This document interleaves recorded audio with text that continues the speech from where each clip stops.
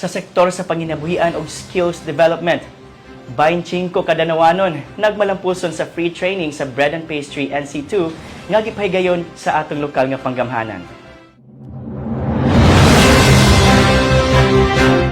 Ang maong training gipahigayon ubos sa Community-Based Technical and Vocational Education and Training o CBT-VET, diin lakip sa mga partisipante ang mga kaigsuonan natong persons with disabilities kon PWDs. Sulod sa napulo ka adlaw, gitudloan sila og praktikal nga kahibalo sa panadero o pastry making ubos sa paggiya sa Vocational Instruction Supervisor.